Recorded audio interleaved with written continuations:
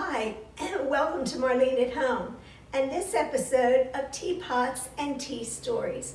I'm Marlene, and I'm the Adult Services Supervisor at the North Carroll branch of the Carroll County Public Library.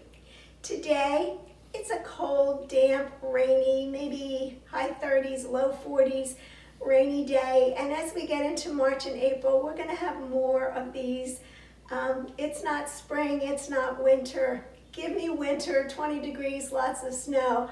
I don't like the dreary, cold, 30, 40 degree weather.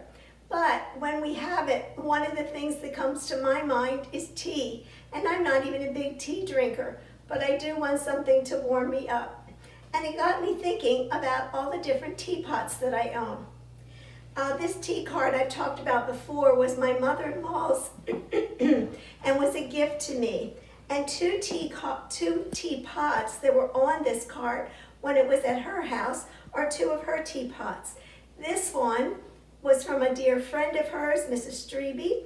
When Mrs. Strebe went to a trip to England, she got this for my mother-in-law, and I just love it. It's got famous castles of Britain, and it has the name of them, Blarney Castle, and it's Blarney Castle on both sides.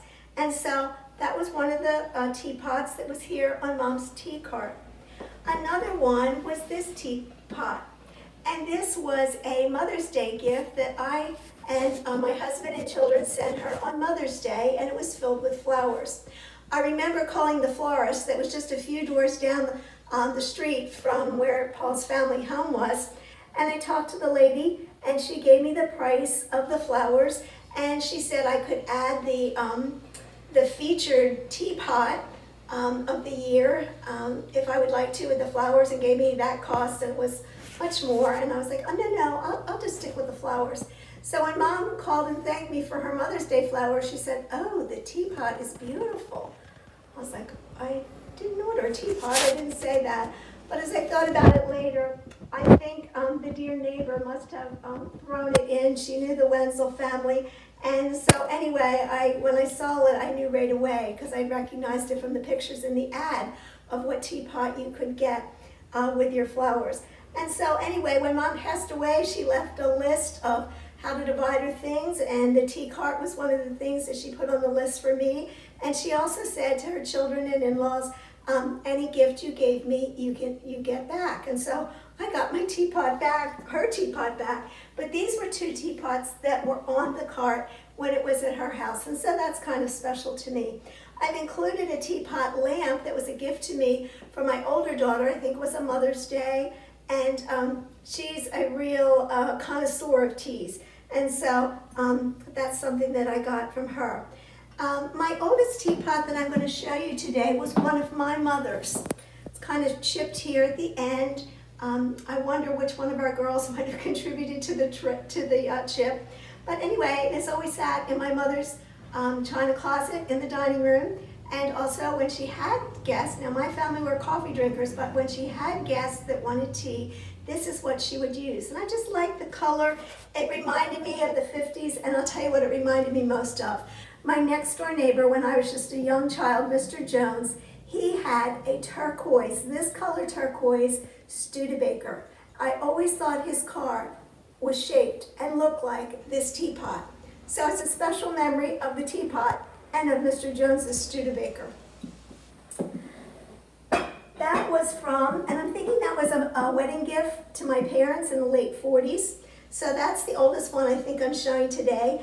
The next teapot was a pattern that I picked out before we were married. This is called Sculpture Daisy. It's our everyday dishes. It was by Metlots. And I'm just going to put a couple things up here on this table. Here is the coffee cup or teapot. The teacup and the creamer and the sugar. And for nearly 50 years, not quite, we have a few more years to go for that anniversary, but we use these dishes every day. Now, these coffee cups have been used by countless guests in our home.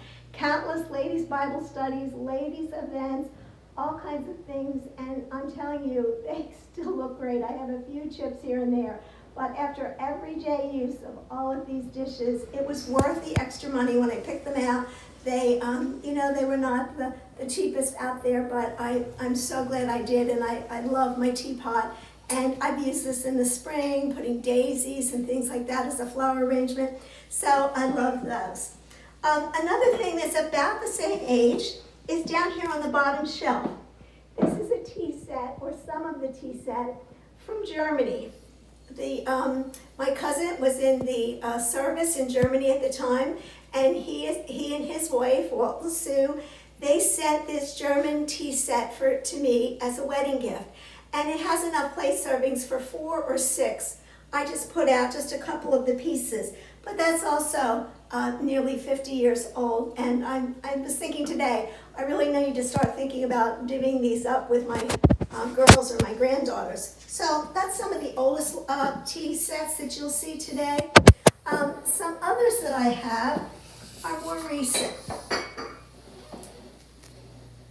And you have seen this teapot and set before. My oldest daughter, she went on a college tour with her college choir to Europe, and she purchased this for me and in England. So this is another English teapot. This was an English teapot. Here's one. This was in commemoration of Queen Elizabeth's reign from 1952 to 2002.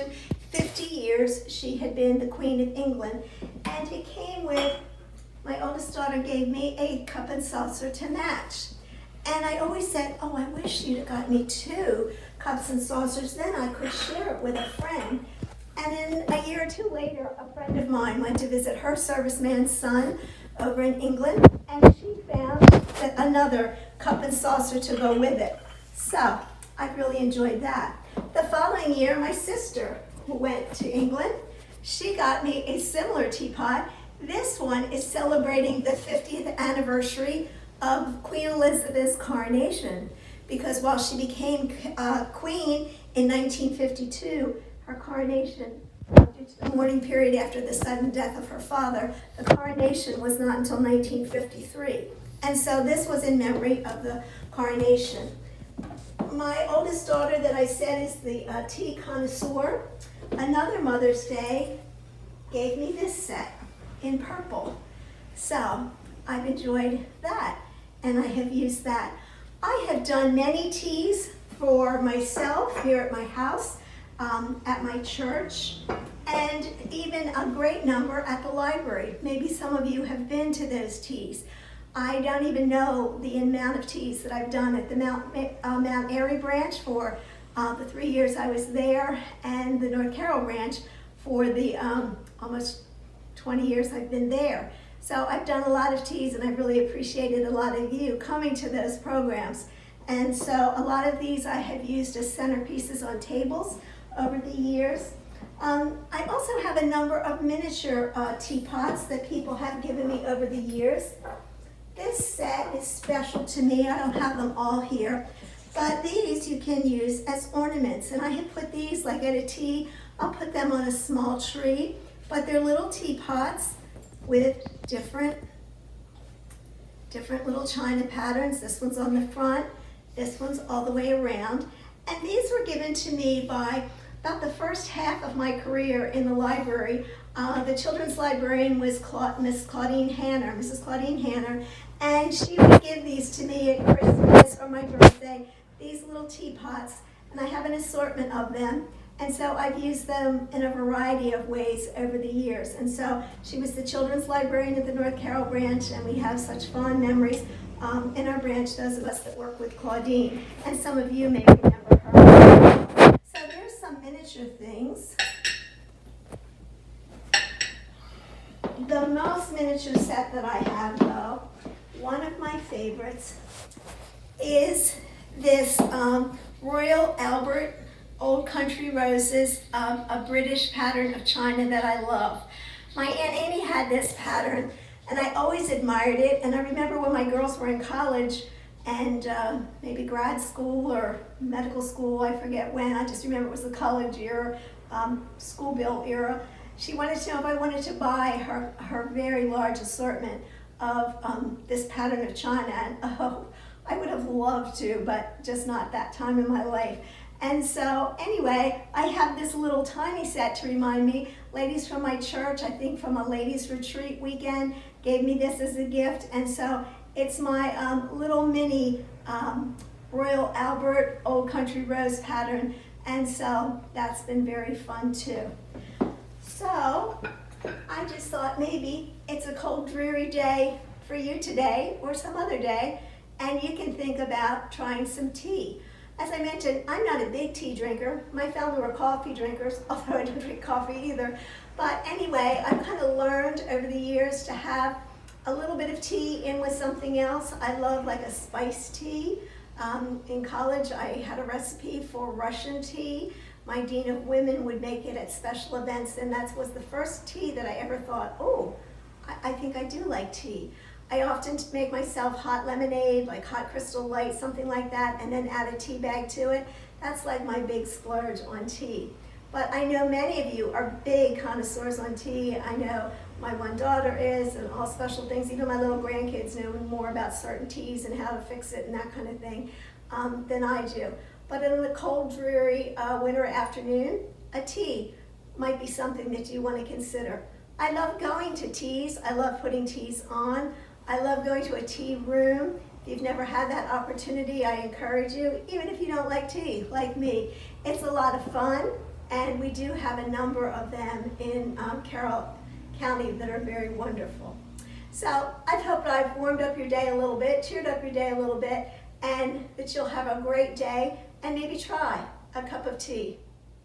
Thanks for joining me today at Marlene at Home. Go enjoy a warm cup of tea, a spot of tea.